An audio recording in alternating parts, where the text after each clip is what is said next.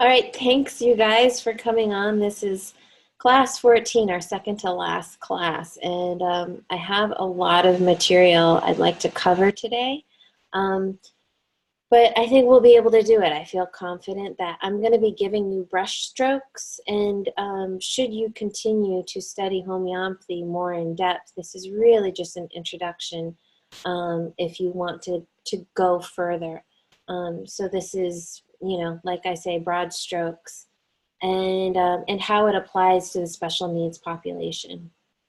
So, and then next class, I'd really like to keep it open for whatever bits and pieces we need to kind of catch up on, answering questions, maybe case taking, whatever it is that you guys are feeling like you need. So I'm just going to jump into the notes here. Okay, so, we are doing 3 of the series today after talking in a lot of detail about the first top half of the periodic table of elements. And that's simply because most kids that I see are in the top half of the periodic table of elements. And that's where kids should be. Kids should be developing, their ego and their relationships and their sense of work and duty and responsibility. But once in a while, you do get these like unique kids who are kind of precocious and unique and savants or something unique about them that puts them into the Lanthanide, Aurum, and Uranium series. So in a way, these kids, these elements, they're heavier elements. They're literally have more electrons and more electron clouds that make them heavier metals. They're literally like lead, like heavier to carry. So there's a certain complexity to them, a precociousness. These kids are seeking to, as you move down the periodic table of elements, to individuate, to mark themselves as different from the whole, from the consensus level of humanity, which is kind of more up here. These kids are self-learners. They see themselves as their own authority figures. They don't necessarily see you as the authority figure, and to parent them, they can have such strong wills that it's very frustrating to be a parent to them, because it's like they just want to school themselves and learn for themselves. And really, with these types of kids, it's not great to dump them in the public school system unless it's with a group of teachers and a school that really understands what these kids need. These kids do so well with, in a way, unschooling or some way of self-directed learning. So it helps to understand, like, every kid is different and not all of them can fit in the box that school is trying to create. Okay. These kids have this like capacity within them. As you move down the periodic table of elements, we step more and more into kind of a larger personality, a larger ego, and also kind of this idea of working with power, self-power, the power of the self, the ability to impact others through your own power potential within you. So savants, precocious kids, when I say precocious means that they're ahead of the curve. They're speaking words or saying things that are just not expected for kids their age. Exception to this, and I'll do the exception, are the kind of the burrito, the early remedies, these stage 1, 2, 3 remedies where self-confidence is still lacking. Old souls is a good way of putting it, Zoe. You know, there's a certain, because these elements are heavier elements, you literally feel this gravitas. You know that word gravitas? It means like gravity. This like seriousness about them. Like these are kids, you're like, wow, I think they're going to be like a CEO someday, or like the president, or, you know, there's a case in my notes. I won't necessarily cover it today, but it was a kid who, like, on his football team, he just naturally became the coach, you know, and he's like at the kid's level, but he took over for the coach's role and was just like, come on, guys, let's do it, woo, woo, woo, you know, and he was like, he needed Osmium, you know, it's just this like, there's like a seriousness to them. So there's this separation, you know, in a way they're separating from the masses, you know, and there's a pride in that. There's a subtle haughtiness in criticizing the masses, you know, and putting down, you know, like Target and McDonald's and all that like low quality crap, you know, and it's like always looking for the best, you know. That can be carbon series and carbon, but it mostly can be very much these remedies. They look for, you know, the things that set them above, you know, that special brand or that special car or that attitude that makes them seem better than. All of them, I would say, have a fear of failure. You know, there's this feeling of kind of rising above the rest of the world, and if they fail, it's kind of proving that they're not better than. So there's a real pressure they put on themselves to perform, a real pressure to do well. The higher you climb, the harder you fall, right? And so that's the energy to these elements. I have found when I've like worked on clearing a layer of these higher series, underneath it is like Nat mirror. There's a real isolated, like cut off from, it's like there's a part of them that doesn't care about their own mother. Maybe they're running like a whole hospital, but they don't care about their own mother. You know? There's a part of them that is actually kind of emotionally can be kind of cut off and unaffected. And it's like after I give Aurum, then I give Nat mirror. After I give a Lanthanide, I give Nat mirror. It's just a common thing I've seen. You know, Schulten wrote this, that these people, they individuate, they see, there's a specialness, you know, it's like seeing yourself as special, which creates this isolation, this ivory tower, you know, kind of, I am in this castle separated from the masses. And in that way, these higher elements, they actually, as an element, they form fewer connections.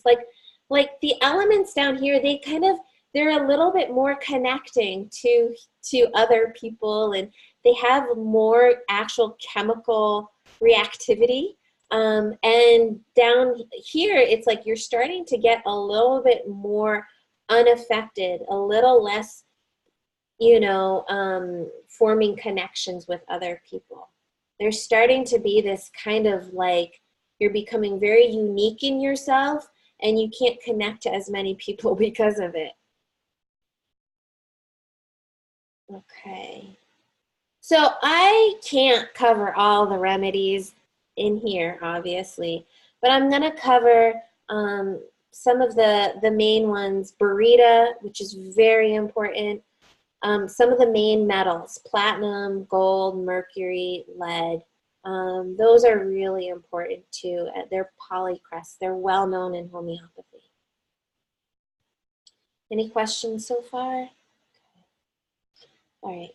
So let's talk about the Lanthanide series. So for whatever reason, I made this kind of 3 columns of differential, but I'm just going to talk through each one at a time. So the Lanthanides have only been developed recently in homeopathy. So It's Jan Scholten who developed this periodic table of elements, who developed the lanthanides as how they are known in homeopathy. So I looked it up. It was like between 2000 and 2005 that he put out the information on the lanthanides. So it's not even that old. Hahnemann wasn't doing provings on the lanthanides. Okay. Interestingly enough, that the lanthanides as elements, they're being used in all the high tech these days. So they're used, they have a very reflective quality. They have this kind of light reflective quality. You know, when you look on the back of a CD and it's reflective, there's something about a lanthanide in that CD. Laser printers, cell phones. So it's like, it's funny because, you know, Scholten elucidated these lanthanides, and at the same time, this is when we are using them.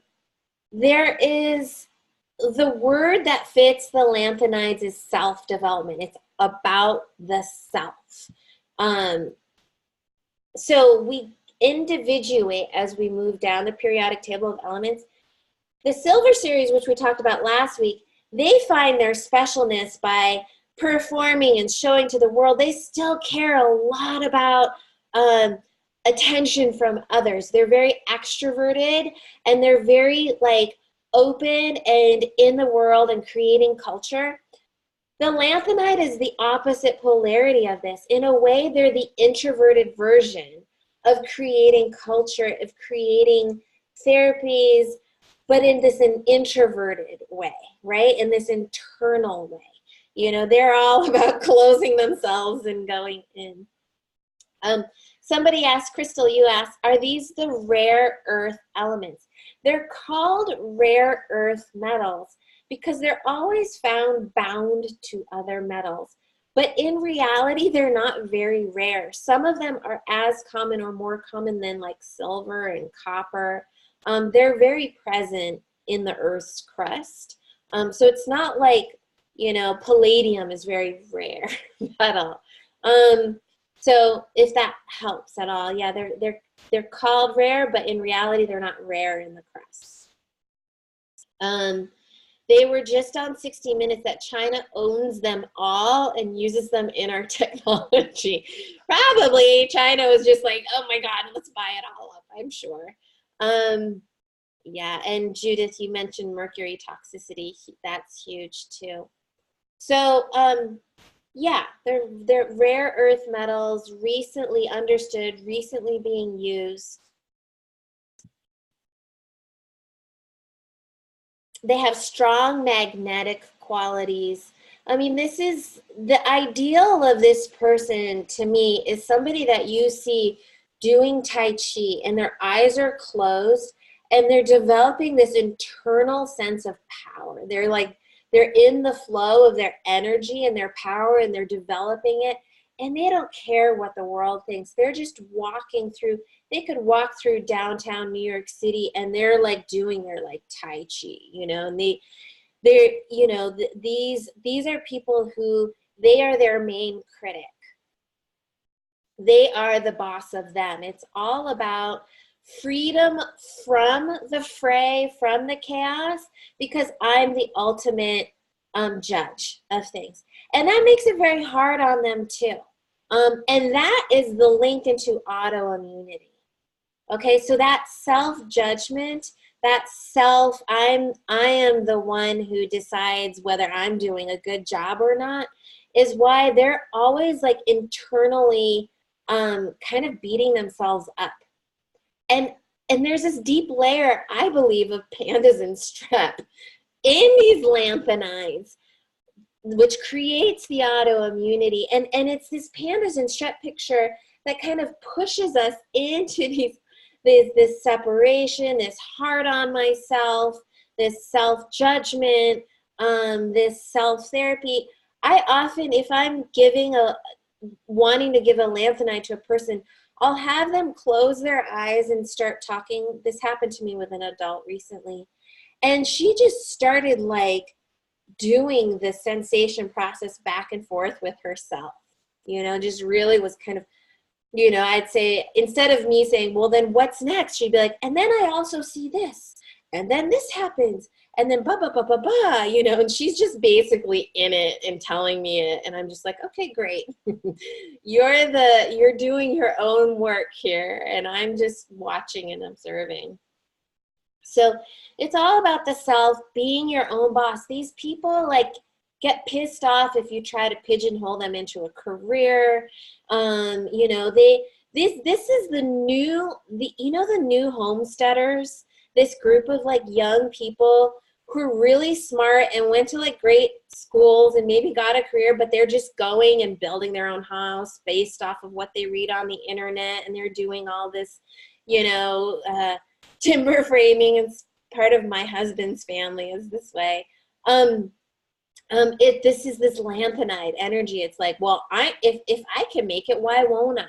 Why do I have to buy into this crappy mass culture that just pumps out all this junk? You know, it's like, I'm going to do my own thing and make it good, and enjoy it and be my own teacher. And so, yeah, you know, these people, you know, they tend to have like, I find this strong sense of inner values, and, you know, you try to compliment them and they just put it down. They're just like, no, you know, and they're like, yeah, I might be good at XYZ compared to everybody else out there, but I'm not comparing myself to everybody else out there. I think I'm crap at this, you know? So, yeah, they don't care about approval of other people. I've seen kind of calc carb too, calc mirror, even the mollusk kind of remedies underneath the lanthanides.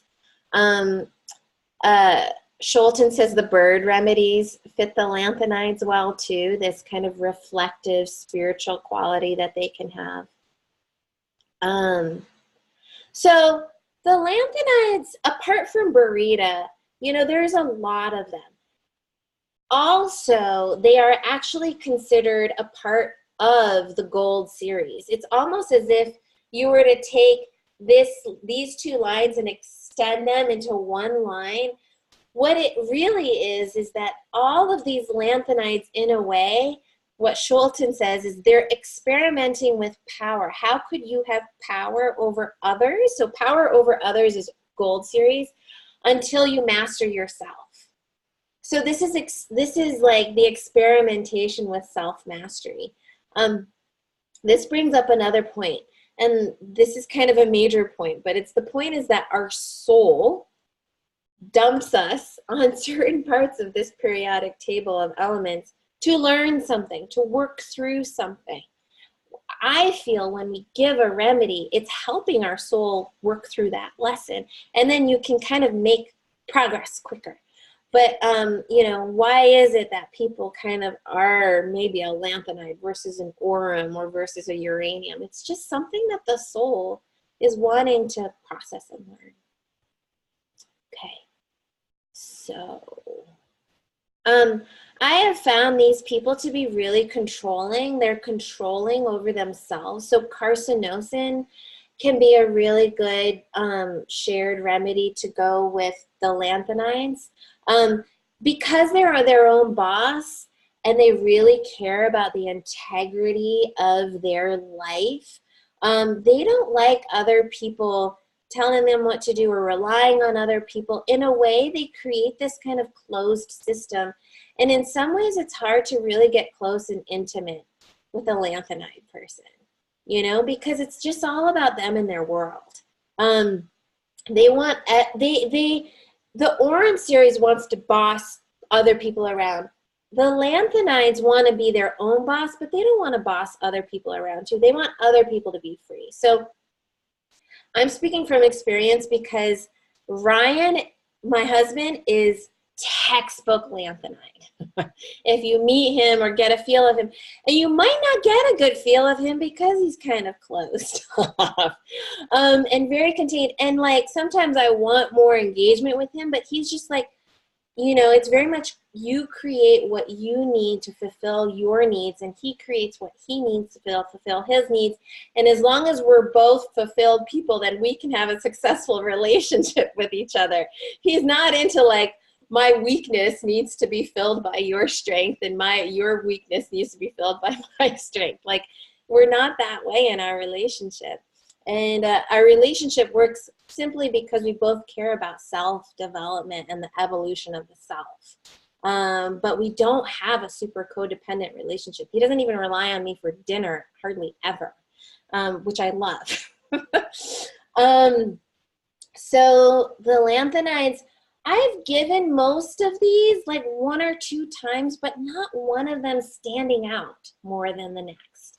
It's like and this is what I've drawn in. You as a homeopath, you may draw something else in. I've just drawn in bits and like lanthanides here and there.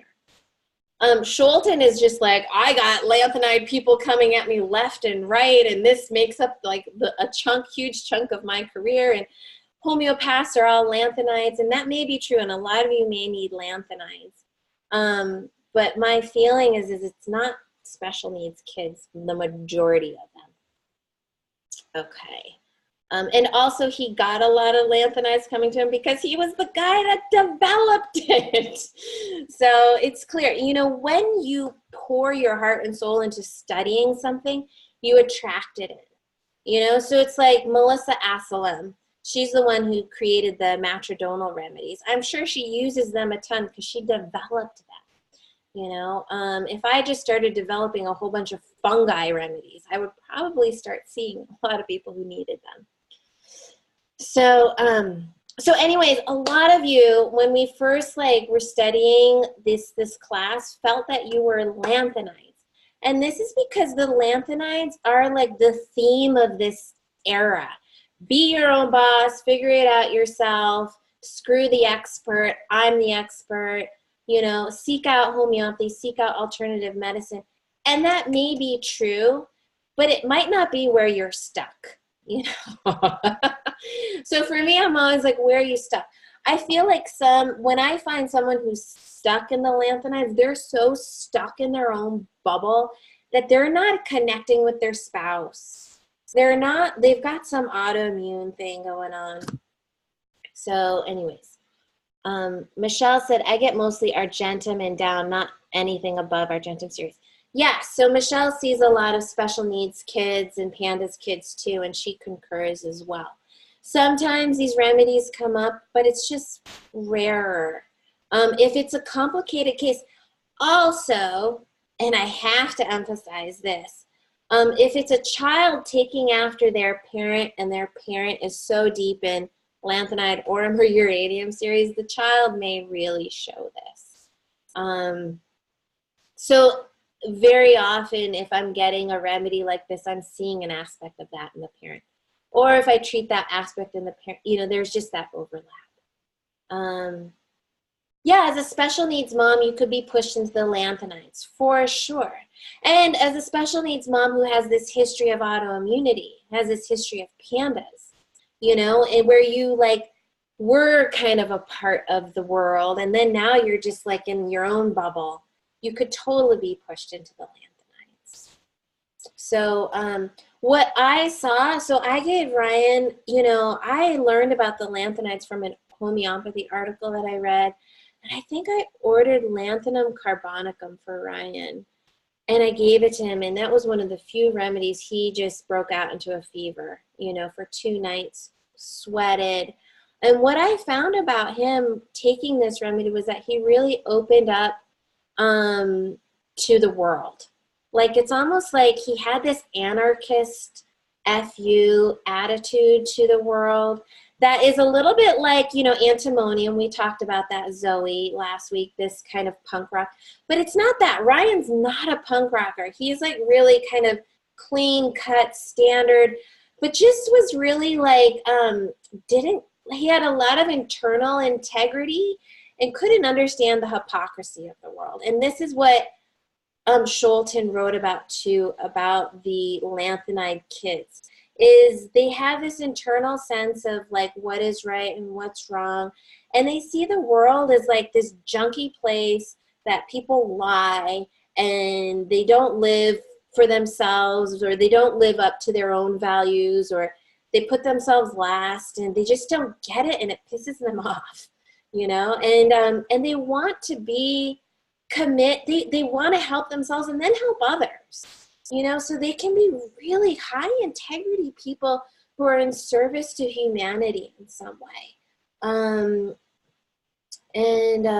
Yeah, beautiful souls, you know, this inner reflective quality, you can see it in them, you know, all of a sudden they say something and it's impressive to you that they're thoughtful, you know, they've thought about it. They're not regurgitating someone's opinion from the op-ed pages of the New York Times, which would annoy the hell out of me. When I lived in New York City, it felt like 90% of the conversation was regurgitated opinions from the New York Times. And I was just like, this sucks. And when I met Ryan, I was like, oh my God, he has his own really unique opinions. And then later on, I figured out he needed a lanthanide. So, yeah, yeah, you know, it's like you go in and help them. They're the last people to ask for help. Because if they like admit that they need help, then they're admitting that they can't figure it out on their own, you know. And so it's like they're just, you know, Ryan is also like the ad hoc tech guy, even though, like, you know, it's funny because he grew up in Seattle at the time when, you know, all the tech is developing, and it's so natural for him. Oh my God, you can put a computer in front of him and he has no problem with it. And he's like, I don't know why people think I'm good at it. And you're like, because you fix everything. But he's like, I just fix everything because I just try. I don't stop. Like if something isn't working, I just keep trying something else. I keep trying. I keep trying. I keep trying. You know, so you think of these computer programmers who are just like in Seattle and they're just pumping out and they're just doing it and they're like making it happen. They're creating things. Like all these like techie guys, you know, they're so lanthanide. I know this Lanthanide guy here in Ashland, and he was a farmer because he believed in farming, but he invented this tech device which allowed them to refrigerate, turn a refrigerator into like a food. Anyways, he created this tech thing that all farmers use now, you know, because he thought about it. He's like, why can't I just toy around and make a refrigerator be, you know, he created something, worked for everyone, super techie. And then he just went into like consulting for the United Nations, you know, so very lanthanide. Okay, all right. Hunter asks all the time about racism. He doesn't get it, and it really bugs him.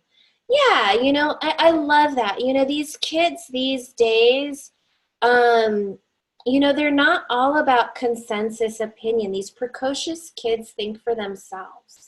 You know, there's certain levels of development. I was studying last week. I got introduced to this field called evolutionary astrology, and the guy that developed it, he's like, there's 3 levels of spiritual development. There's people who are always in consensus. So if you say it and believe it, I believe it. So it's like all the people out there who just believe things because everybody else believes things. It's consensus.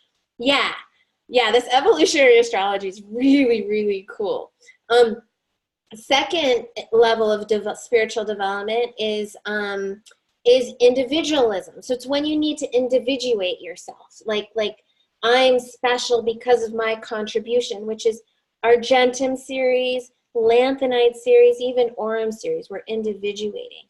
And then it goes into like just spiritual. He's like, spiritual people, you get to the place where you just realize like we're all one. We're all part of this unified massive energy, and what I do affects you, and we're in this magic of set my intention creates, you know, and which is Uranium series. Okay, yeah, I can post some information on evolutionary astrology. All right, so that's the lanthanides. Some of the lanthanide prescriptions I've given, I'll give the remedy, and I don't develop that codependent back and forth email relationship. I'll maybe hear from them again like a year later, or 3 years later, just because they don't develop codependencies. I have also seen lanthanides in families where there's like 3 or 4 siblings, and it's that ignored sibling. It's that sibling who's left to their own devices. It's the older sibling, like the younger ones are getting all the attention, and the older one is like, okay, fine, now it's all on me. Okay. All right, we all good? So Schulten wrote an amazing book on the lanthanides, and if you go in depth with homeopathy, it's a really good book. I highly recommend it. Okay, so that's the lanthanides, and we'll go a little bit. I'll give you a couple cases, but I'm first going to talk about Aurum series. So like I say, Aurum series is the extension in a way of the lanthanides. So the lanthanides is developing control and power over themselves, whereas Aurum is all about, now I have this great sense of self and this confidence and this like something, this gravitas. I now want to learn how to be responsible for the group. This can be in a very positive way or a very negative way, right? So I don't want to say power as a, we need figures of power. We need somebody running that emergency room. You know, we need that surgeon who can stay on top of like 10 neurosurgeries. You know, it's like we need, you know, the politicians who run the traffic lights. You know, we need people in power. And we need those people to feel that sense of responsibility over others because we want them to do a good job. So as a society, every society has always structured to form leaders. And those leaders, you know, whether it's some tiny hut in, you know, Africa, you know, we form a sense of hierarchy, and that hierarchy leads towards the Aurum series. And there's a reason why platinum and gold are our standard for wealth. We literally, in this country and other countries, use gold. We literally, the Federal Reserve literally has thousands of pounds of gold, whatever it is, to maintain its reserve. Like the wealth of this country is backed on gold. You know, gold, platinum is about power and wealth. As you start to care, you care literally about accumulation, and when you need the Aurum series. When I have seen families who need Aurum series, they've already accumulated for the most part. It's like it's people who money is not an issue because the accumulation's already been there. That being said, I have also seen people who need these kind of like last stages of the Aurum series where there's no wealth. It's like the wealth is gone, or you know, the power is gone. You could also say that power is your physical power. So athletes with a lot of physical power, sexual power. I mean, power is, we kind of think of power as the power center is right down here. It's, you know, in Chinese medicine, it's called our dantian or our hara, you know, this like seat of power. So spiritual power, religious power. So like an Orthodox priest has a certain power. The Pope has power.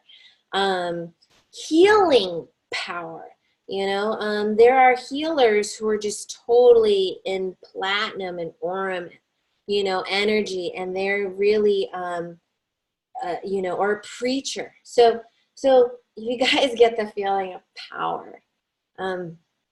So the lanthanides, argentum is about performance. Lanthanides is about self, the development of the self.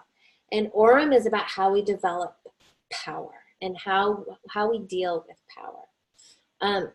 These are natural leaders. These are kids who you're naturally drawn to. They naturally form, you know, become leaders in their groups. People who naturally want to create business structures, business organizations, who want to run for leadership positions. There's also the idea of power that is taken advantage of. So I exert the politician who, you know, who like is abusing his intern, sexually abusing his intern, is so typical, you know, of this place. Also, like, you know, the impulse to hurt people comes from a place of power too. Because sometimes power, it likes that differential. It likes, you know, seeing that peon at the bottom of the totem pole, if that makes any sense.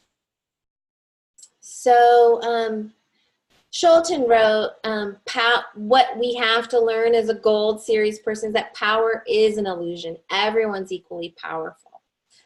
Everyone deserves respect.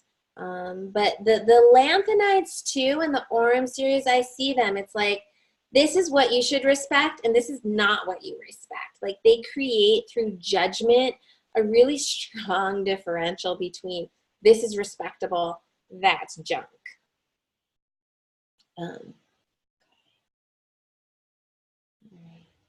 So these people have a strong sense of self-esteem, self-worth. They can be haughty. Literally, they feel themselves higher than others. When one time I had a guest speaker in my homeopathy class when I was in school, and he was the guy who is the pharmacist at Hahnemann Labs.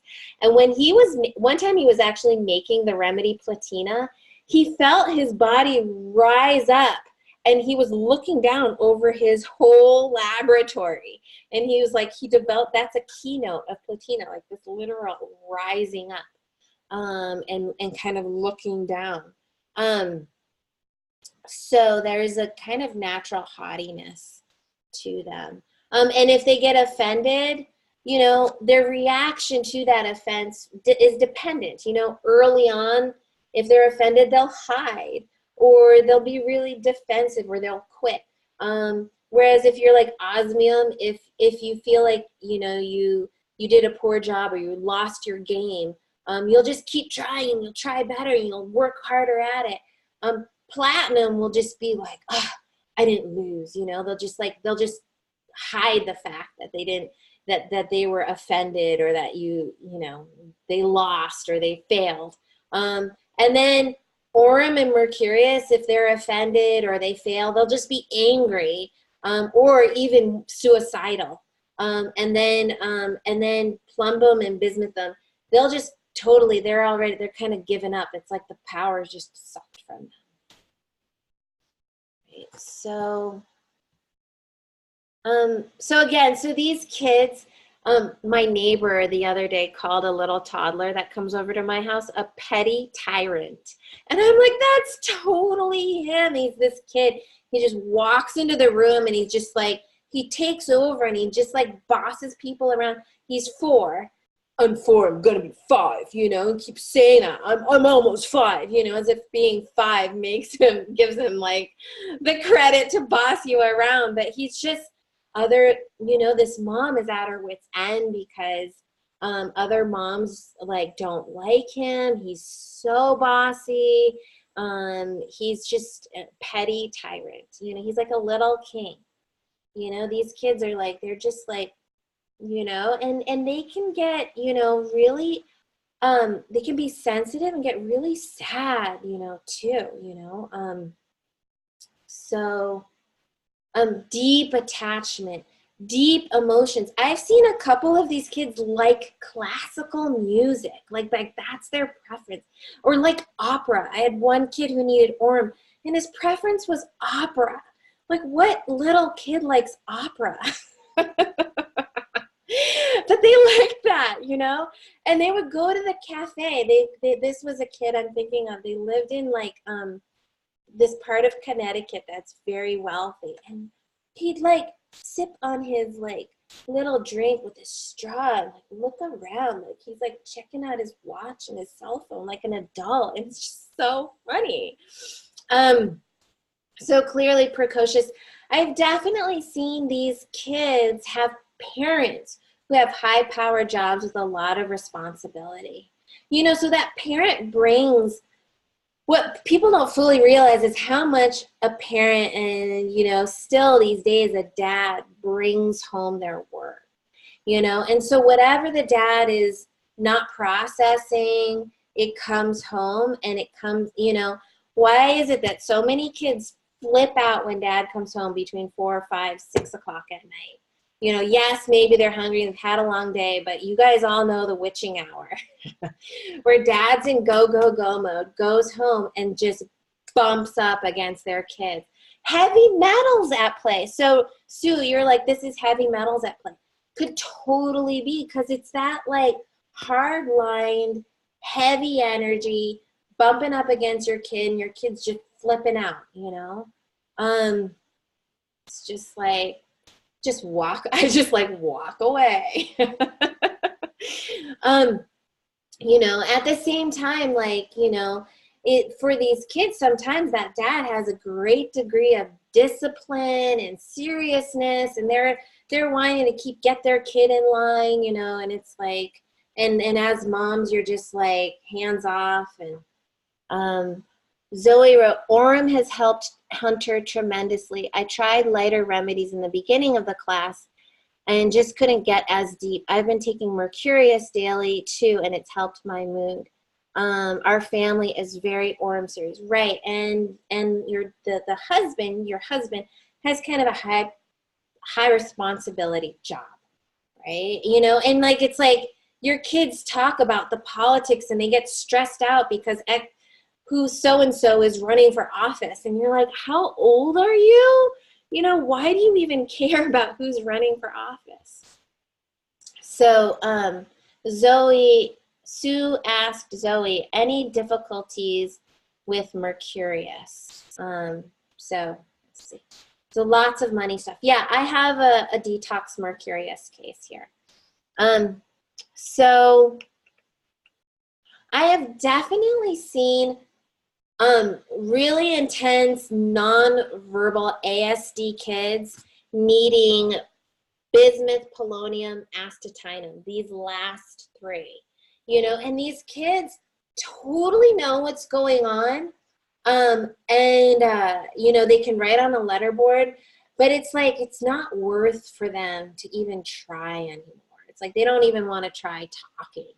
It's like they bowed out of life in a way.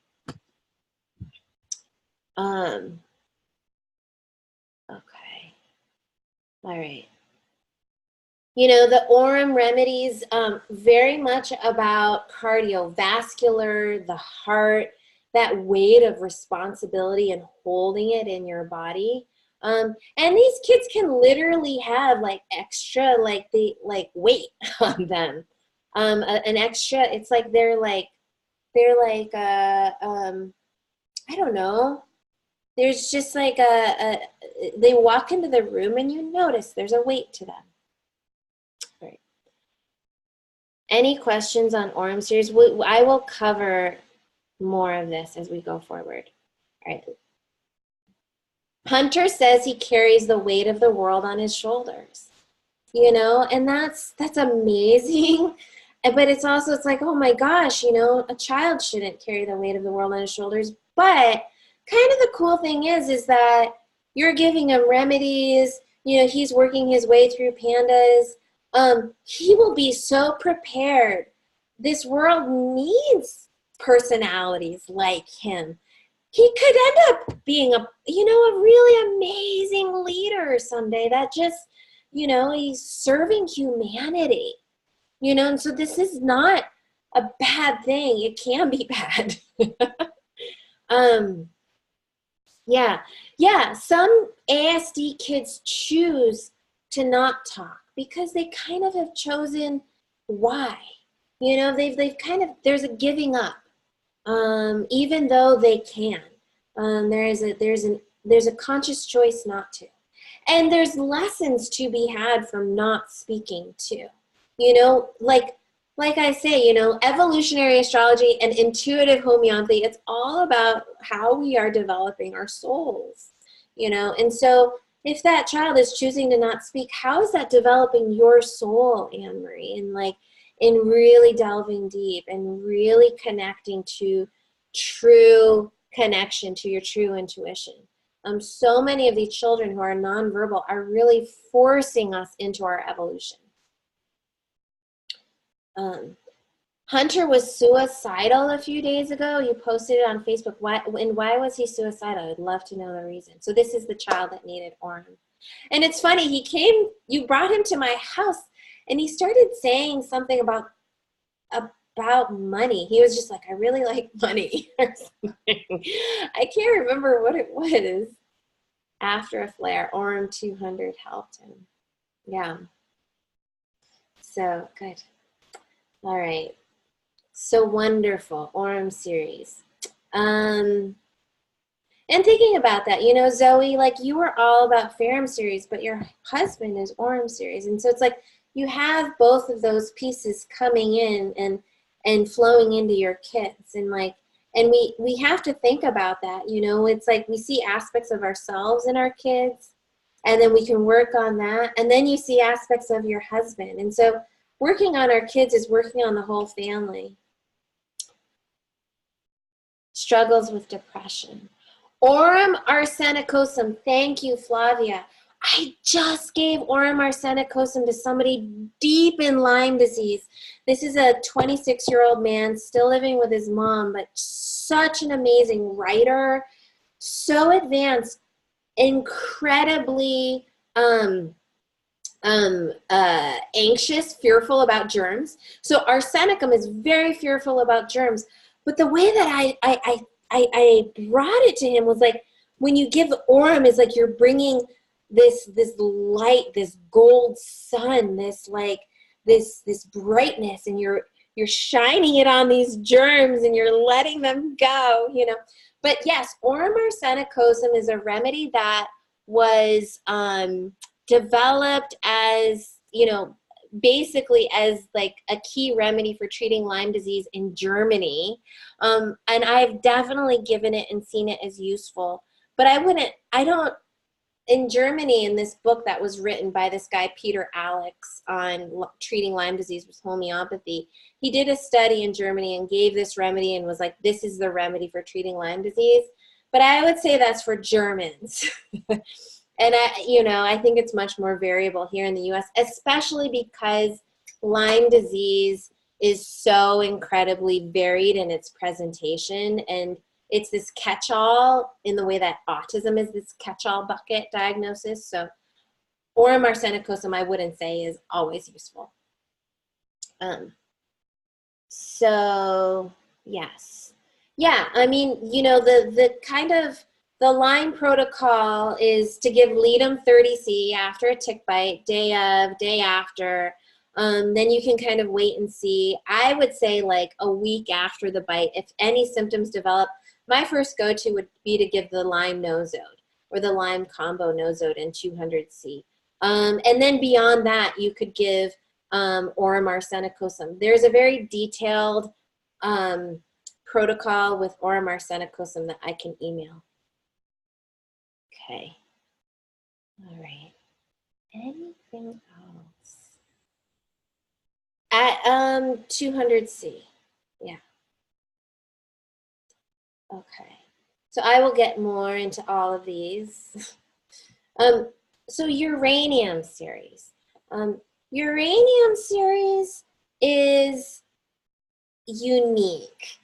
There's not going to be a lot of kids or adults that need it.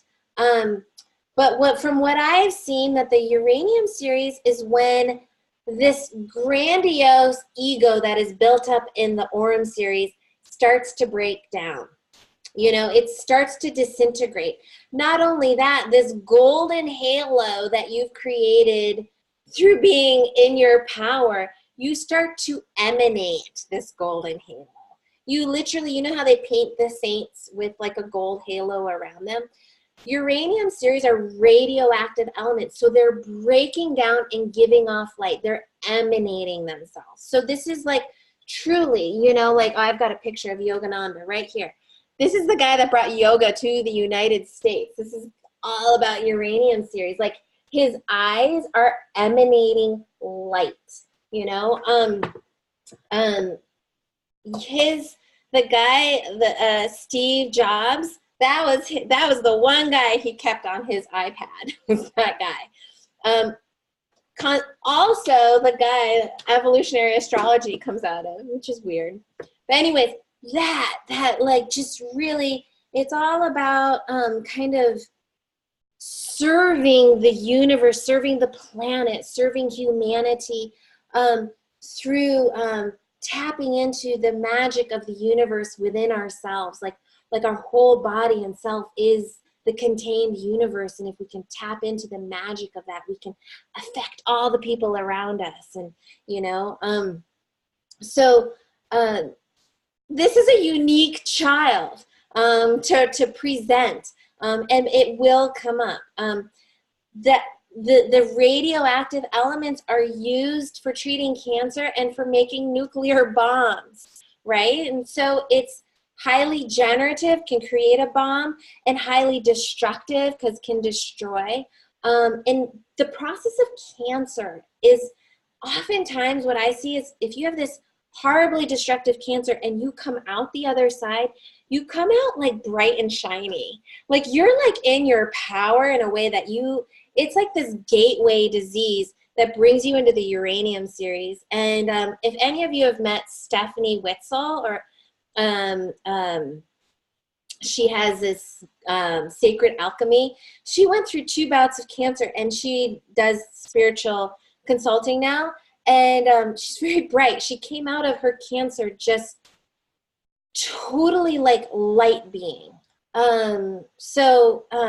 That being said, it's always in this destruction. Like, I always tell her, it's like, come down to earth, be in your body, keep it simple. These people, like, they're so in this like kind of large energy that they get overwhelmed, and things start to kind of like, it's almost like, and I'll show you a case of this. It's like when things start to build up in them, it gets into this overload place where things get kind of out of control and chaotic. And that's cancer, yeah. One of these yogis, there's a famous yogi, Ramana Maharshi, died of cancer, but he held the whole universe in him, and these people could just magically heal people, just boom, healed, yet like they take on a certain amount of like flow of power and energy through their body, and they can end up destroying themselves. I also think it's so interesting to me that Japan had Fukushima and has had like multiple radioactive and the what are the bombs in World War II. To me, Japan represents the Uranium series. It's this development. It's a very old society. As a society, they're kind of at the level of the Uranium series, and they've gone through all of this radioactive stuff too. Scholten, I went to one of his talks. He says that the United States is at the level of the Argentum series, where we're still all about like showing off to the world, and we are the ones that produce all the media that the world sees. So, okay. I saw high levels of thorium chelated in my child. What about that? Yes, and yes. So a lot of kids have high levels of uranium, thorium. To me, it's like, some of those elements, it's very much about that gateway into your intuition, that gateway into the universe, and you can think of it as this horrible heavy metal. Why is this in my kid? You can also think of it as, as I'm understanding this metal, I'm understanding my intuitive growth and this gateway into intuition. Okay. These are psychic, empathic, feel everything people. React to energy, react to like all the Wi-Fi and EMF, and pick up on all the cell signals. And these people just really should be living in nature, surrounded by nothing but trees. Cancer breakdown picture. When I've felt the Uranium series, even in me and in others, it feels like I'm working on another level of like energy. It's like you're working with some grace. It's hard to explain, but you're working on a level of bringing in universal consciousness through the case in a way to like create some sort of miracle happening. And really, like, he writes it too. I think he writes genetic, old age, I would say ancestral, deep ancestral. So I was working on one case, 2 boys, and was working with the dad. And the dad had so much anger, like, it was like he could hardly contain it, you know, and we gave different remedies. And finally I did sensation, and like he went deep. He needed like Aurum. And then he went deep inside and he saw his ancestors in Iran killing children, you know, as part of a religious, you know, when they like religious people just kill a bunch of people. I shouldn't even laugh, but it's just like that thing, that like mass annihilation. And he saw that was in his heart, and he felt the weight of it in his heart. And it was a uranium series remedy that helped lift through that weight of that energy, of that ancestral rage that he felt, that he carried within him. It was like a karmic rage he carried within him. It was intense, let's just say. Uranium series gets intense. And you're just, if you're working with a uranium case, you're just like, wow, there's like so much going on that I can't possibly work at the level of analysis. I just have to like, you know, so you have to surrender to something bigger, you know, and that's where the intuition comes in. And that's why I feel like it's maybe not the kids, but the moms. So I have seen moms that I've worked with go from needing, you know, Ferrum series and Aurum series to then kind of being in this uranium series place. It's almost like they evolved into this place of like deep intuition, letting go of like caring about what the world thinks, and like being very connected through this immense sense of unity and love within them. It's not a lot of moms, maybe like 3 or 4 or 5 of them, but I've seen this kind of a progression happen, and it's super amazing. Like Stephanie Witzel, she's one of them. Like a couple of other moms were in my previous group. You know, we're just working through. I've also seen, I treated this one mom, she was allergic to metal. So she could be in a room with metal and start seizuring. So that's an insane allergy to have, right? She needed first plutonium, and I'm like, I've never given plutonium, but I'm giving you plutonium because that's what she muscle tested for. And then she needed Aurum, and then she kind of moved down. So it's like this like intense oversensitivity, and she was incredibly spiritual. And she just kind of like, it ratcheted her intensity and her spirituality and all that she was like experiencing down. So I see people progress like down, like through the series, up and down. Like I can't say like, you know, I've definitely seen people, I've give them a remedy and then they bump up to the remedy next to it. Sometimes I see these kind of movements, but there's no necessary rhyme or reason that I have to say, oh, this is how it's going to happen. Miles tested for plutonium, and his dad works at a nuclear power plant. Okay, so maybe that's the remedy he needs, you know? Yeah. So, or maybe working with radioactive elements through working in a radiology unit, you know, at a hospital. Okay. All right, so I'm just going to touch on some major key remedies within these 3 series here. Have I found these remedies helpful for kids who react to Wi-Fi electronic energies? I've seen these kids, you know, and it's really not a lot of kids. I've seen these kids do really well with homeschooling. Let's just say that. I see them do well with an environment that is very natural, very simple, very contained. It's almost like in the beginning of class, I did that kind of series of photographs where I was like, we were living in nature and we were caveman, and then we developed cities, and then we developed, you know, castles, and then we developed spirituality, and then we go back around again.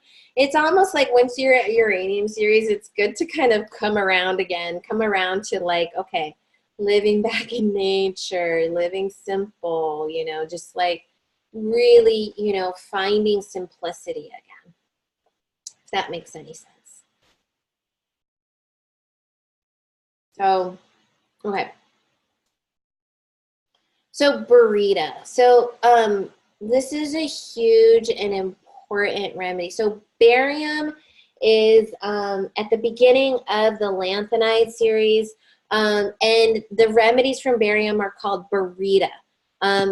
Huge for regressions, okay? Just regressions. So when I say regressions, the kid is supposed to be developing and then just stops, and they're really stubborn about moving forward. And I say that because there's this like, there's just this like, it's like this wall that they put up where they're like, I don't have the confidence. I don't feel like I can do it. I don't want to do it. It looks like calc carb, but it's more intense than calc carb. There's they literally stop physically developing. They can be kind of dwarfish. Parts of themselves can be small. The sexual development can stall out or be dwarfed. I read somewhere it's like dwarfish old women need these remedies. I'm like, oh, what are those ladies? So, you know, it's like calc carb is this a fear of putting themselves out there, but it's like the fear of like out there is this like fear of like what my potential is. I have seen burrito kids develop actually with some precociousness, like they advance and go really fast and then totally stop. So it's like this, like, it's like one part of them is going too fast and one part of them is going slow, and then everything just kind of stalls out. So it's this like mixed development. So, and you can end up giving burrito carb with some cali carb and some calc carb, like it all kind of mixes together. Like if you're stuck with calc carb, try burrito carb. If you tried burrito carb, try calc carb. You know, all of these kind of mineral remedies that are more in the first 1 or 2 stages of the periodic table. Lycopodium has this picture, this low self-esteem.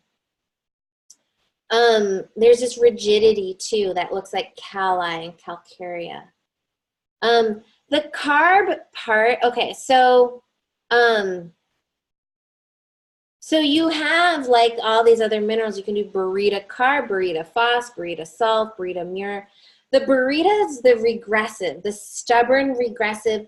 I don't want to do it because I'm afraid I'm going to be laughed at. I'm afraid I'm going to look foolish. I'm going to look small. I'm going to hide. You know, calc carb is just afraid to break the rules. Burrito is afraid to do it because they're afraid they're just going to be looked down on. Bridget asks, if the child is completely happy in that regression and doesn't have low self-esteem but is very stubborn about growing up and wants to stay the baby, is that not burrito? Yeah, I mean, it's hard to say where the low self-esteem comes in. You know, like self-esteem is a tricky word, but I would say some kids who are like what I talked about, like the end of the periodic table where they're just like, I'm not doing it. I'm happy where I am. I'm not going to try. Like the end of the periodic table is where confidence is developed, but I don't give a shit. This is where like I do care, but because I care, I'm not going to try, you know, and you look up to people. It's the difference of kind of looking up the hill versus going over the hill and like looking behind you. That's hard to describe. It's subtle. Does that make sense? So So if they're kind of like proud of themselves and full of themselves, but they are kind of regressive and babyish, that's more of like a sulfur. You know, sulfur can be that way. Pulsatilla can even be that way. So maybe, but you could look at Burita sulf. Okay, so I give this remedy fairly often, but I'll just give a couple of examples. So there's this one case where I gave Burita Foss to. This was a 11-year-old girl with major seizures, lots of total chorea type stuff, totally delayed in her growth. We treated the seizures. She got through them. Whenever I talk on the phone to the mom, she's like right there telling the mom, and this happens, and the mom has to like tell me, but she will never talk to me. She's like, no way, like I don't want to talk to her. And then if we were to say something that would hurt her feelings, she'd just start crying, and it was really annoying. This is like appointment after appointment after appointment. And finally, I gave Burita Foss. Burita for this regressive babyish behavior. And I started talking about that with mom. It's like, wow, she's like, why does she cry over like the littlest things? And we start talking about how she has this childish behavior. This Burita Foss kick-started her puberty. So she just started growing and gaining weight and developing curves, and it was just great. Still nervous around other girls, still nervous about girls talking about her, still nervous about criticism from her dance teacher, but started talking to me on the phone. Okay. Another Burita case was just a boy, 13-year-old boy.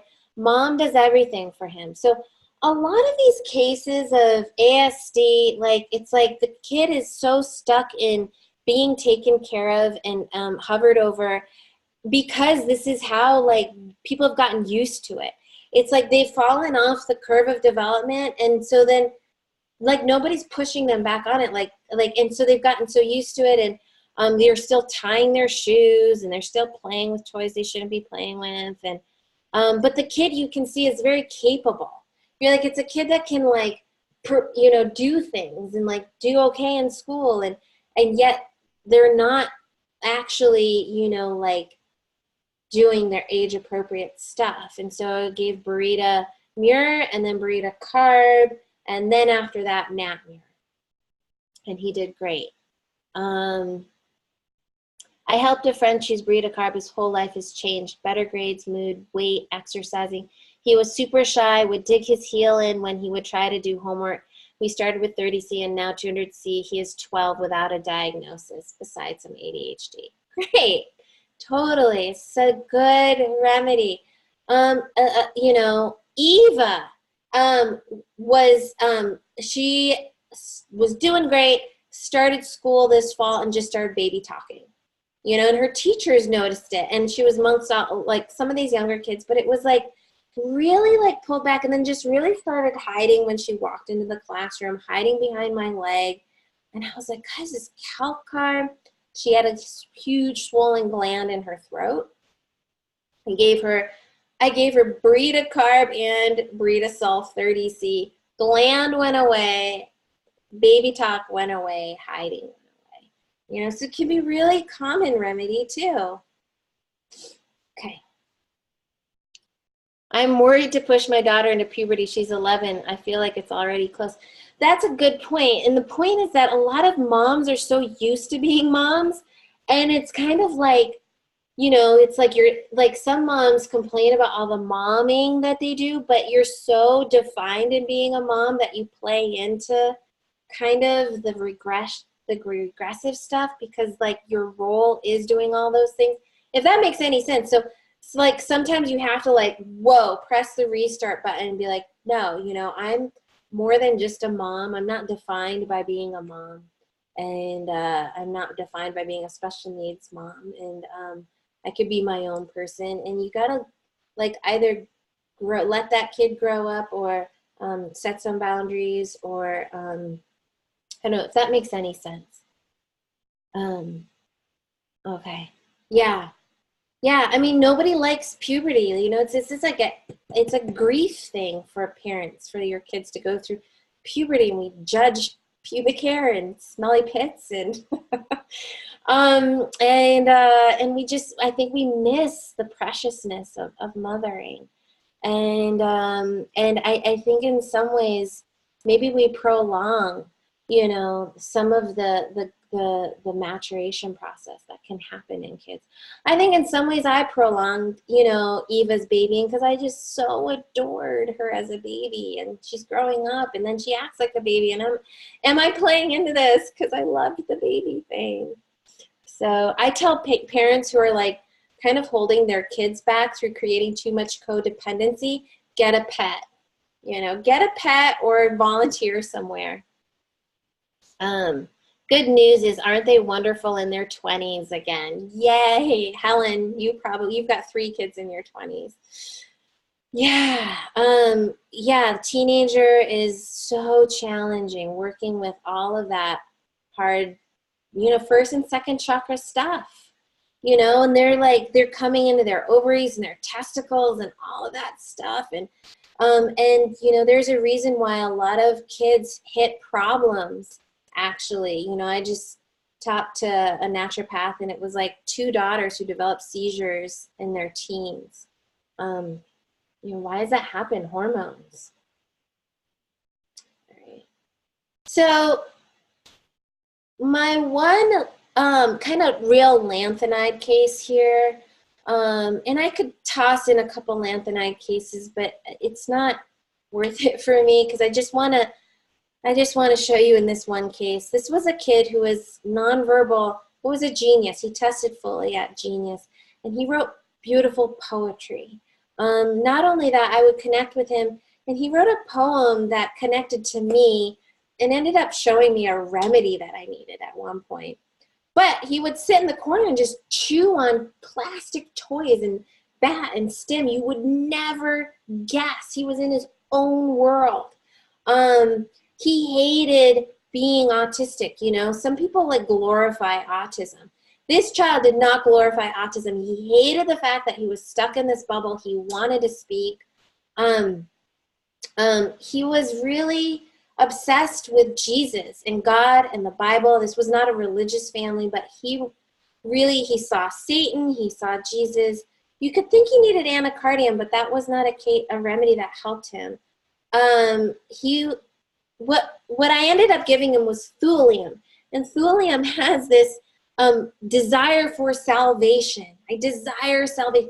He wanted salvation. He wanted to be rescued by Jesus. Okay. He hated Christmas. It was too commercial. So again, this integrity, these values. He's like, the world sucks. Like, Christmas is not supposed to be about Santa. It's supposed to be about love. You know, and this was the beauty of this case, where the mom really went into sensation, and she was just like, he feels annihilated. He feels destroyed. And I'm like looking at this periodic table of elements, and I'm feeling the lanthanides for him. And then I'm just like, thulium. I ended up giving him thulium and bismuth, which are one on top of the other two.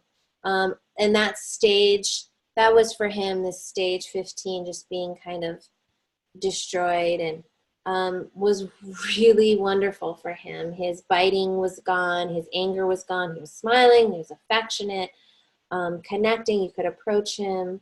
And this was a prayer that he wrote. How I hate autism, which holds me in its grip, stopping me from learning, from studying, from forming friendship. I have prayed so hard to be released from this pain. I have begged my Lord Jesus again and again. Dear God, I believe you can heal me tonight.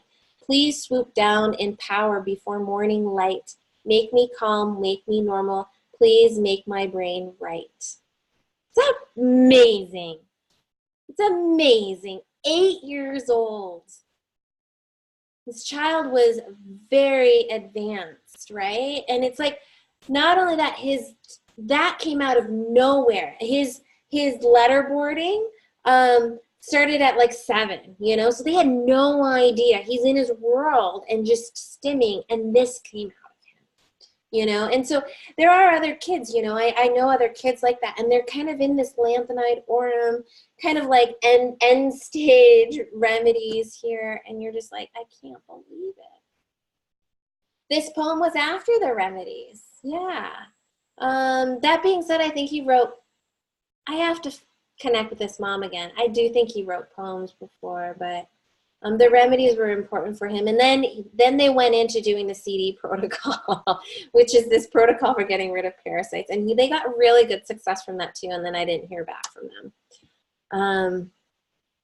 So Platina. So I talked about Platina a little bit. So Platina, that's my Lanthanide case. Platina is in the Aurum series. This is about power and control. This was a family. Oh, that's so funny. I actually gave a case of this family in the Silver series. Anyways, the parents lived in New York City, high tower, you know, fancy, big, very wealthy. You know, traveled all around the world.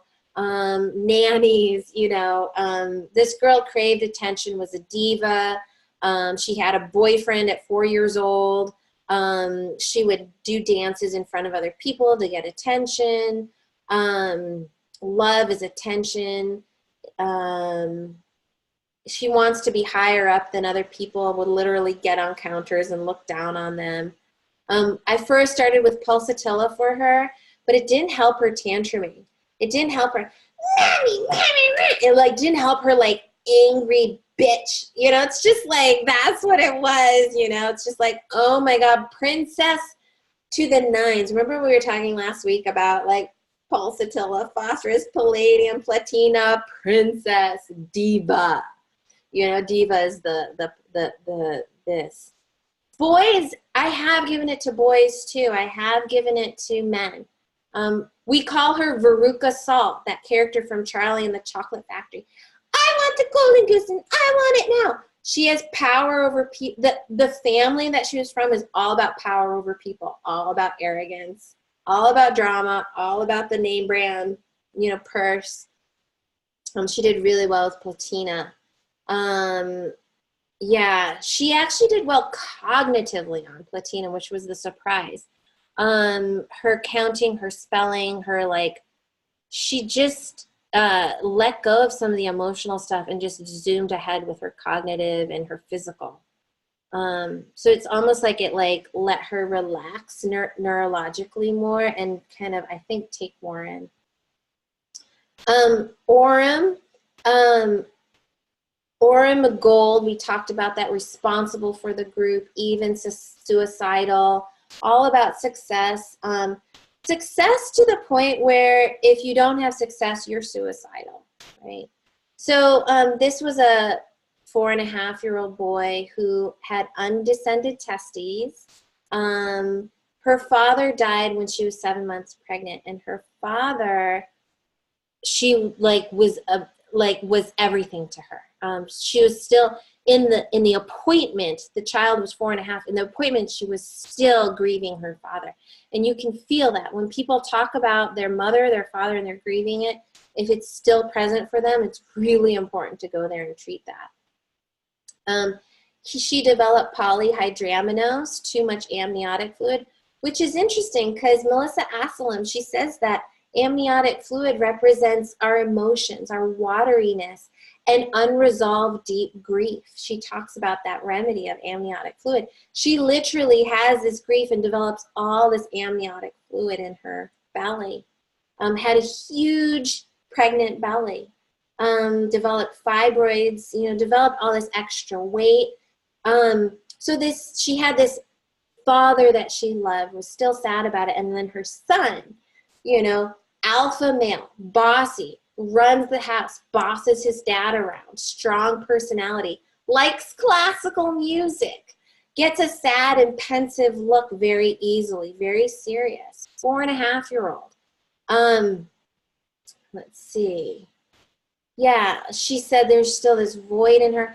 The mom was a lawyer. She was working on $1 billion contract. $1 billion contract. Okay, so she had a demanding job. Her her sensation is like this pain in my chest. My father was such a patriarch. Our whole family, he kept us together, this alpha male. So this was so Aurum, you know, and I gave Aurum. He became more affectionate, let's see, less rigid. And I had a case a couple months ago, same thing. This mother, her father committed suicide. She had been trying to get pregnant for 3 years. Her father committed suicide from just long-term depression, nothing very obvious. When she flew to his funeral and was on the flight back, she knew something was off, and she found out she was pregnant. So after trying for years to get pregnant, she gets pregnant right after she finds out her father died and committed suicide. Has this incredible grief, but not only that, was like what was so strong in this case was it felt like this child was carrying the unresolved soul of the suicidal dad in him. He was really like pandasy, ragey, and when I connected to him, I was like, oh my God, this suicidal father just came into this pregnancy, you know? And it's like that suicide needed resolution through this child and this mom. So it was, of course, Ignatia, of course, some Nat mirror, but definitely Aurum. Aurum was the remedy that really hit it on the head. Okay, so, okay, right. So Mercurius. I think we'll be able to. What's PMS, Zoe? Let's see. Ooh. I think Platina, and what I've seen in Platina women is a real tendency towards like breast cancer, ovarian cancer, uterine cancer, a lot of like kind of like taking too much on and their nervous system being kind of too overly like wrought because of it. PMS, I'm not sure. I'd have to, yeah, I have a Platina friend. There's this combination of alpha females out there. And for some reason, and I don't know if this is like, it is mixed, but I have seen more, maybe it's like a 70-30 Platina women, 30 Platina men, and then a 70-30 with Aurum men and Aurum women, maybe something like that. But yeah, I have a friend who did Platina and Ignatia and had really painful periods. So anyways, Mercurius. So this is just a Mercurius case. So Mercurius is very much about fast, quick, environmental toxicity, salivation, dental stuff, and this idea of like the violence, you know, it's like overdoing tyranny, violence, secret service. I have only seen in one case, and I'll show you the case, but other cases of Mercurius, I've seen the symptoms of it, but I've not seen the violence. So I wouldn't look like there has to be violence and there has to be this speedy, intense thing. I see this like violence when it kind of overlaps with tarantula, this like spider fast attack energy. And it seems like tarantula and Mercurius kind of going together. But I've also just seen these like super, so this was actually a sweet 3-year-old child and her mercury was 36. Okay, it's supposed to be less than 0.4, right? So it's like literally off the chart here. You know, she has some high arsenic, but like you can see.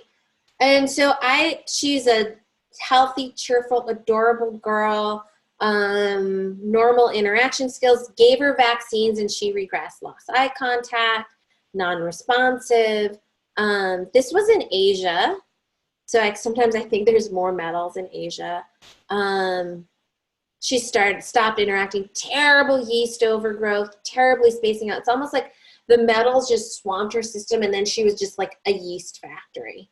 All I did was Mercurius 12C twice a day for like 3 months. She had rashes come out, major detox. And I was just like, it's coming out, it's fine.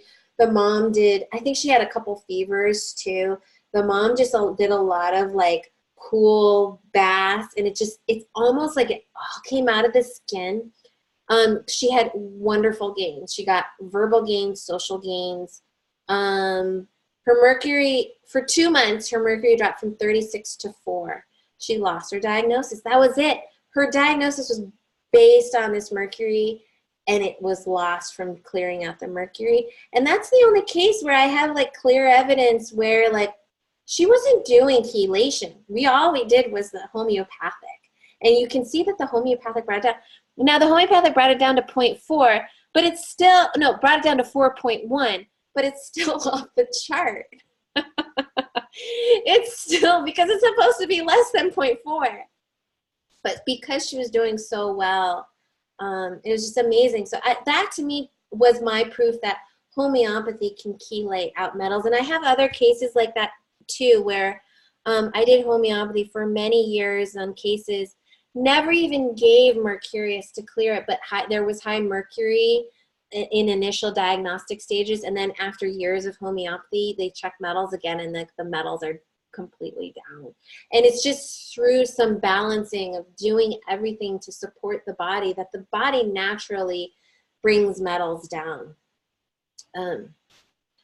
So this is the mercurius case where he had, his level of mercury was 200. Okay, it's supposed to, like I said, supposed to be like 0.4. So he was the most toxic child doctors had ever seen.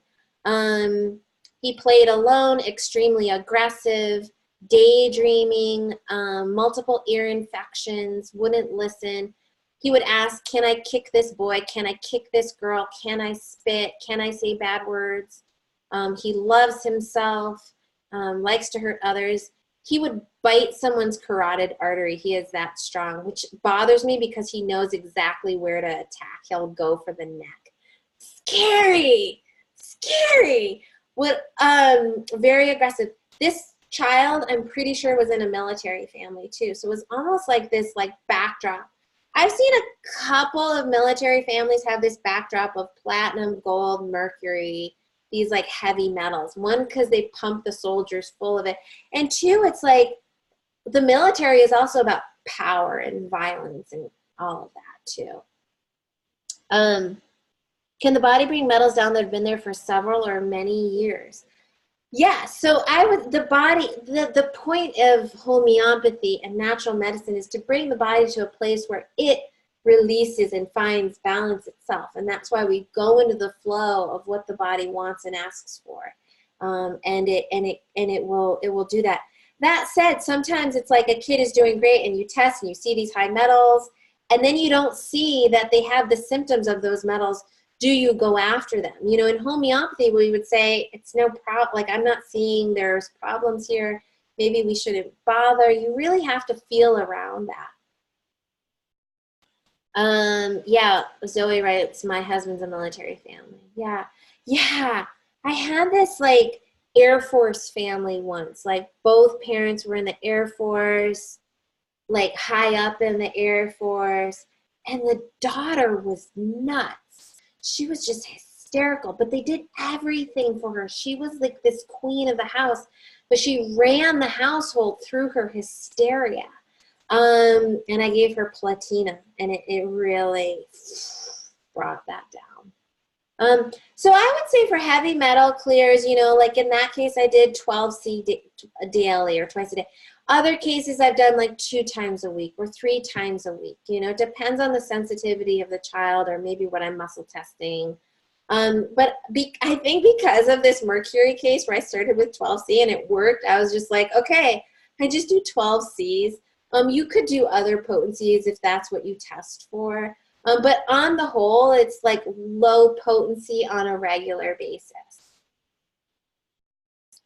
All right. So this child, he can't control his emotions. He's like boiling water. When you think of, I'm just going to go a little over time today, you guys, just so that I can finish up, okay? Think think of mercury and think of like a thermometer, you know, it's just like very temperature sensitive. You know, mercurious people can't stand the heat. There was the case shared in our class of thimerosal. That mom who gave thimerosal to her daughter couldn't be out in the sun. And she cleared her of thimerosal, and then she could be in the sun and could participate in sports and did great. So thimerosal is a type of mercury. Abscess. Yeah, like letting a painful abscess out. Mercurius has these abscesses. I don't have the results of that written down. I have to seek out that case again. Okay. So last metal that I'll talk about is lead. So this case of lead is where a case where I did do lead 12C a couple times a week. So this was a child who I felt was very neurologically injured. Some kids have an ASD diagnosis and you're like, this is like actual traumatic brain injury, you know? This is like a serious, like, this child basically felt like he had polio. He had these limbs that were really scrawny. He was in bed all the time. He'd pound on his arms and his legs just to get sensation, just to get feeling into them. Very sensory sensitive, wouldn't go outside, always had to have sunglasses on. He would wake up screaming and kicking his legs because he would like kind of lose sensation in his body. I gave him the remedy that is used for treating polio called Lanthanide. And that was an amazing remedy. It got him out of bed. It got him walking. I mean, he was basically like a paralyzed person in bed. And he was just basically, it was like a miracle. There was like beautiful miracles happening in this case. He just did really well. He started to feel, and then beyond that was plumbum. So the feeling of lead or plumbum is the loss of power. It's like I'm starting to get paralyzed. I'm starting to lose power. And so, you know, Schulten writes, distant, formal mass, kind of like falling away. You know, it's like the life force is starting to drain out of me. I have had two plumbum adult cases where they talk to me and I just can't pick up on what they're telling me because it's like they're talking and there's no substance behind it. And I just feel like, why can't I pay attention to what they're saying? It felt like words with no substance, and you can't, like, they're just like, and they see themselves as very important, but they're just a shell of talking. Anyways, plumbum, really great for that. Okay. So plumbum can be a really wonderful remedy, similar to alumina, this kind of weakness, this fog, this loss of energy, this loss of power. The word fog is associated more with alumina. I would say like paralysis or is associated more with lead. All right. So my last case here is a very interesting uranium series. And so this will really represent the uranium series here. And I've not given the uranium series a ton to kids. I would say like I could probably like, I don't know, 2%, 1% of the kids I see, you know. So this is the idea of like, and this could be, you know, maybe more kids should be given these remedies and I'm just not seeing it. Maybe the kids who, I've definitely seen a lot of ASD kids with uranium, thorium on their metals tests. And they have this just like otherworldly energy to them. This like, they feel like they're on another planet or they're coming from like another, they're just like tapped into another world altogether. Thorium has this going into the other world, you know. Uranium is proving magic. So this was a child who was very aggressive, had an autism diagnosis. issues with self-regulation. So once things got amped up, he couldn't bring it down. So it was like that radioactive substance kind of boiling over, building up. So once you start hitting and kicking, it couldn't stop. And he just, at once he came at his mother with a knife, you know, it's just like they're out of control. So it's like everything is too much for them. I end up talking to this kid, and he just starts talking to me, super psychic. And I think at that time I was like tapping it. He's literally reading my mind, and he just imagine sitting with this child. I can't remember I should have put how old he is. I think he was like 9. And he goes, everyone has an animal spirit, you know. Mine is a rattlesnake. My mom has a spirit of a dolphin. My dad has a spirit of a skunk. So, and I'm like, I think he told me, and then I go, so what are you afraid of? Like, what's your fear? I don't know why I asked that. I just felt like I needed to. And he's like, I told you, I don't have any fears. I go, are you afraid of death? I knew, like, I was like trying to kind of like, this kid was powerful and like going like right into me. And I was like, just decided to ask him. I'm like, are you afraid of death? And he's like, surprised. And he's like, you caught me. He's like, I am afraid of death and dying. I'm afraid I'll be trapped into a box, and will I go to heaven? And heaven's made out of flowers with computers all around and files of God's information, and God gives us his information. So it's like, I'm just like, oh my God, this kid.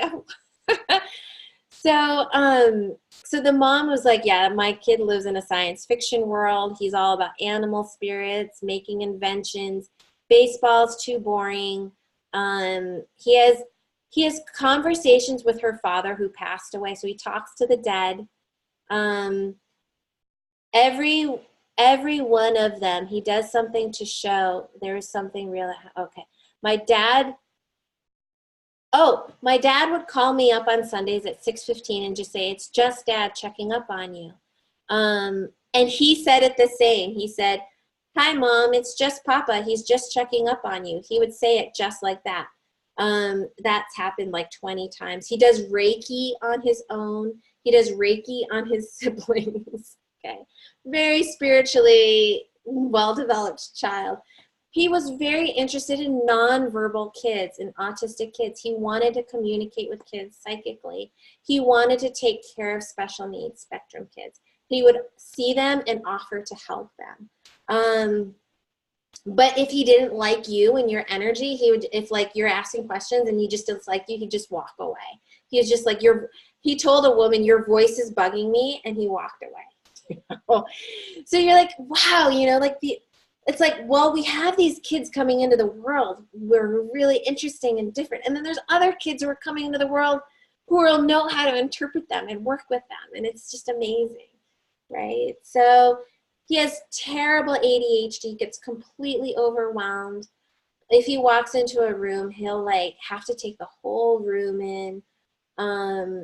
He reacts to every energy out there. This kid had no filter, you know? And what's amazing is so many ASD kids are the same way, but they're shut down because they can't handle all that energy coming at them. Oh my God, I'm totally thinking of Miles, by the way, right now, Zoe. Taking in so much information and just trying to like keep a handle on it all. Totally was in magic, totally was into Harry Potter, bored with this world. I gave him protactinium. What did I get? Protactinium and sulfur. And that just took it all down. And then carcinosin. So thanks for sticking in there. Those are my cases. I have other cases here, some beta-carb cases, tungsten case. But, you know, we got through kind of the periodic table of elements. I want to hear from you, how you guys are feeling, where you're at, and next week, you know. So I could have spread this out into next week, but I really wanted us to have more time to either case take. I have elements that I can teach on that are not on the periodic table. So think about that. I want to hear from you on what this course was good for you, what you needed, was it, just whatever. I want to get your feedback and talk about that. So let's talk about that in our Facebook group so we can really formulate what we want our last class to be. I would like to hear more about strapline. Okay, yeah, okay, yeah. So I can answer all sorts of just various questions too next week. And then we have this summer, and then, my plan is to teach on the nosodes and the miasms in the fall, but kind of want to do a little feedback from you on all of that too. In summer reading, wow, what a student.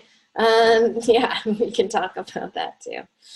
All right, anything else? Anything, Helen, you feel like I should add in on these series?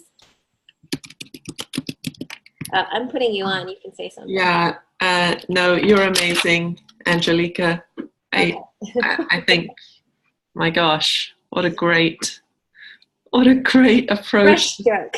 Yes, beautiful. I mean, so many great cases and insights into these remedies that are so much contemporary. I mean, for our times, and the things that are affecting children and their families. Yeah. Right. Yeah. It's amazing. So we've got wonderful kids. We call them indigos, but I don't know, maybe that's gone out of style. But yeah, this is kind of the realm of the savant child or the indigo child. Are these... And the nosodes and miasms, I mean, that's going to be wonderful territory to go into.